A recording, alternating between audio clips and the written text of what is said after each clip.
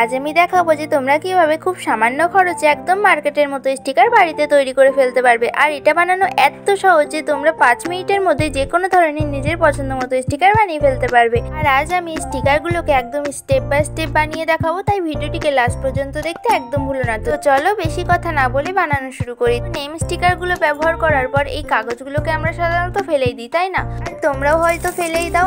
আজ আমি এই ওয়েস্ট ম্যাটেরিয়ালটা ইউজ করে স্টিকারগুলো তৈরি করব। আর তোমাদের কাছে যদি এটা না থাকে তাহলে তোমরা এর জায়গায় বাটার পেপার বা ট্রেসিং পেপারও ইউজ করতে পারো, যেটা বইয়ের দোকানে একদম ইজিলি পাওয়া যায়। দেখো আমি এখানে স্টিকার বানানোর জন্য একটা পেজের উপর প্রিন্টারেস্ট থেকে কিছু ছবি নিয়ে এখানে ট্রেস করে নিয়েছি। আর ট্রেস করার জন্য তোমরা এখানে পেপার কপি নামের অ্যাপ ইউজ করতে পারো। এই অ্যাপটার মধ্যে একটা লক সিস্টেম আছে, যেটা তোমার ছবিটাকে লক করে দেবে আর ট্রেস করতেও সুবিধা হবে। আর না হলে এমনি ট্রেস করতে গেলে তো সেটা নড়ে যায়, আর ছবিটা নড়ে গেলে ট্রেস করতেও ভীষণ অসুবিধা হয়। তাই তোমরা এইটা ইউজ করতে পারো, তোমাদের জাস্ট সুবিধার জন্য আমি এটা বলে দিলাম। দেখো আমার এখানে আউটলাইন করা হয়ে গিয়েছে। আর আউটলাইন করার জন্য আমি এখানে ব্ল্যাক কালারের মার্কার ইউজ করেছি। তোমরা চাইলে ব্ল্যাক কালারের স্কেচ পেনও ইউজ করতে পারো।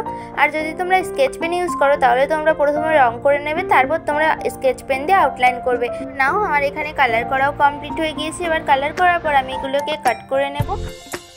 তো কাট করে নেওয়ার পর আমি এখানে ওই নেম স্টিকার থেকে যেই কাগজটা পেয়েছিলাম এটার উপর আমি ট্রান্সপারেন্ট টেপ লাগিয়ে দেবো।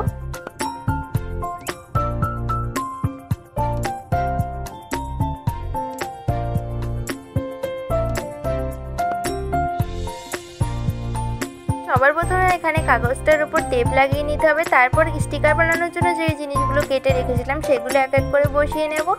এগুলো বসিয়ে নেওয়ার পর এর উপর দিয়ে আবার টেপ লাগিয়ে নিতে হবে। আশা করি তোমরা সকলেই বুঝে গিয়েছো যে আমি কিভাবে এই স্টিকারগুলো তৈরি করছি।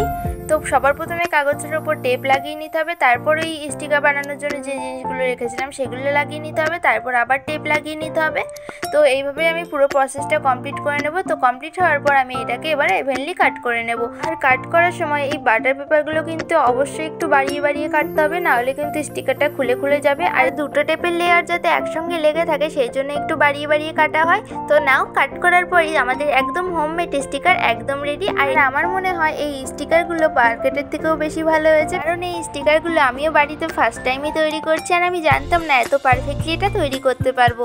তো তোমাদের এই স্টিকারগুলো কেমন লাগলো অবশ্যই কিন্তু কমেন্টে জানিও। আর তোমরাও কিন্তু এখন থেকে বাজার থেকে স্টিকার না কিনে বাড়িতে স্টিকার তৈরি করো। আর বাড়িতে বানানোর সুবিধা এই যে নিজের ইচ্ছে মতো যেরকম খুশি সেরকম স্টিকার বানিয়ে ফেলা যায়। আর বাড়িতে যখন এত সুন্দর স্টিকার বানানো সম্ভব তাহলে বাজারের থেকেই বা কিনতে যাবে কেন? যাও এখনই এটা রিক্রিয়েট করো আর নিজের পছন্দ মতো স্টিকার নিজেরাই বাড়িতে তৈরি করে ফেলো। তো তোমরা কিন্তু জানাতে ভুলো না যে এই স্টিকারগুলো তোমাদের কেমন লাগলো। আমি কিন্তু তোমাদের কমেন্টের অপেক্ষায় থাকবো। আর ভিডিওটি ভালো লাগলে আমার চ্যানেলটিকে সাবস্ক্রাইব করে ভিডিওটিকে লাইক করে দিও।